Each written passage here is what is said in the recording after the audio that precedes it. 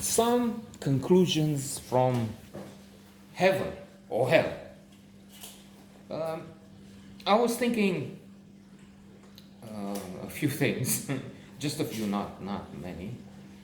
Don't worry, this will end in 10, 11 minutes, and besides, you're better off abandoning now this thing,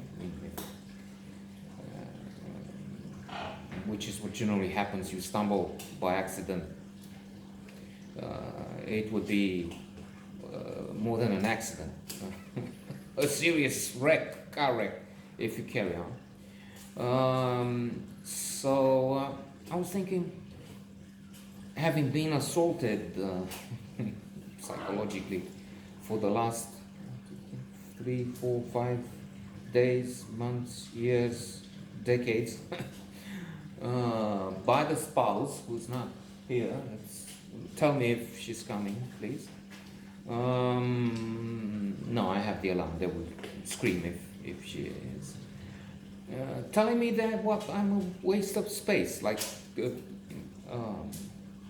brilliant John Cleese in Fawlty Towers, where he is the manager and has a Spanish waiter, Manuel. Incredible, by the way. Please watch it. It's fabulous. Not because I say so, but look at the reviews and the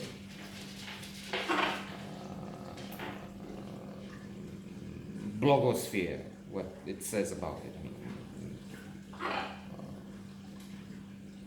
crucial people, not this guy. So he's the manager and takes a spoon at one point and kicks poor Manuel on the head, the waiter, and says, "You're a waste of space." Mean, but we laugh because the guy is mean, the others are terrified, tormented by him, and it's hilarious, fabulous.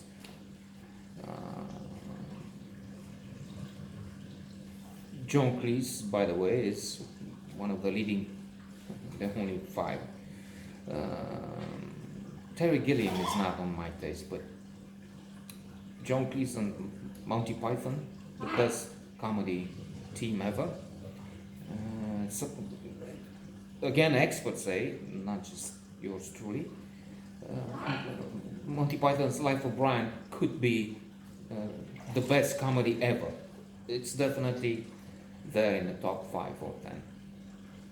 Trying to come back, what was I saying? She's saying I'm a waste of space. I'm the ultimate loser, lazy, bum, old, farting corpse, whatever. And that can get at you. I mean, it's talking positive psychology in this calamity. Being I wrote on this theme yesterday on the blog. Being in such a relationship where there's a continuous clash, and the headline, the paramount idea is that you only hear you're absolutely useless. I mean, why don't you die already? Strangers on a Train I'm reading, so that's a theme there too. It can be the equivalent of a car wreck, being in a car wreck every day. Yes, couples live longer. People in a marital bond live longer. They're happier on average. Then come the single divorced people. But the worst off are those who are in a marriage or a partnership for some reason, which is a continuous clash, and that's the equivalent of being through this trauma, car wreck every single day. So on that level, it's a huge loss. It's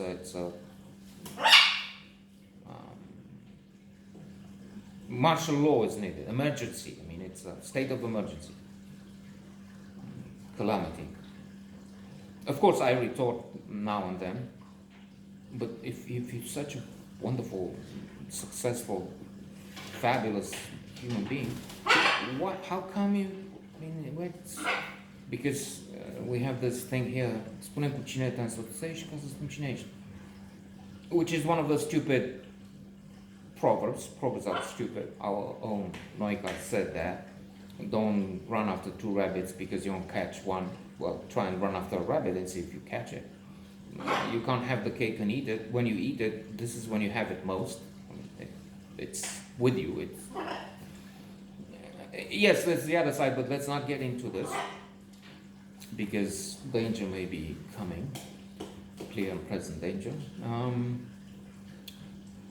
So yes, we have the example of Judas. He was in such excellent company, but he was still Judas. So it can be switched on. But then I also thought, well, this is not nonsense. Maybe, I mean, I have to try and see about this, and I realized that's one reason, probably the main reason I'm doing this, pretending this is some sort of self-analysis, not psychoanalysis, maybe a little bit of that, without going to an analyst. How can I do that? Costs. And then I have who's staying with these guys while I do that.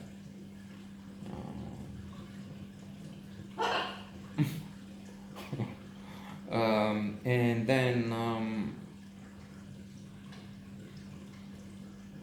there's the idea that maybe this is talking to someone, maybe this is, we see in movies, you sit on a couch and you tell things. And indeed, because we had to go through with the company. If we had a car from the company and so we were driving for some time, we were supposed to have some medical exam to see if we need the eyeglasses, if we're not colorblind, whatever, and a psychology test to see if and I was sitting in a chair and looking and thinking, and I was talking to the psychologist, not really going into my issues, but thinking that's how it will work. That wasn't a session, again, like we see in the movies, and that happens in reality. 1 hour, and you pay for it, I don't know, $100, euros, whatever that would be here. Maybe less if it's not an established authority in the field. But basically, you tell about the problem, and that's what I do without.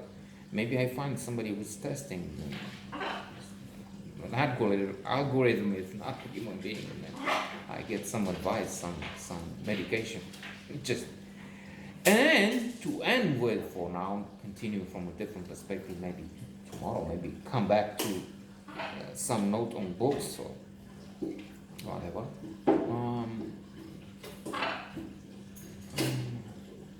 On the other hand, I was thinking I'm not to be pitied. I'm not useless and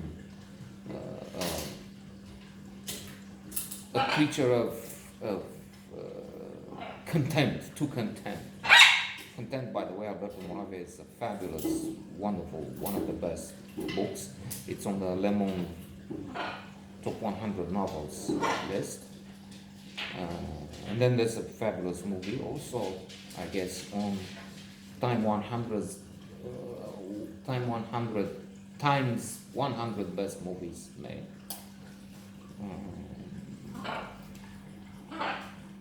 Brigitte Bardot.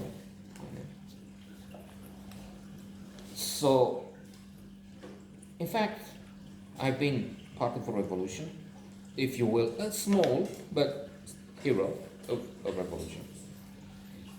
Not with an official, but that's a reason to be disgraced here, because they took official documents to benefit financially and otherwise from it. So I've been there, I've been on the streets. I mentioned in Newsweek. Then I had an affair, well, tumultuous, not completely successful. It's shown in the speech impediment I just had, surely.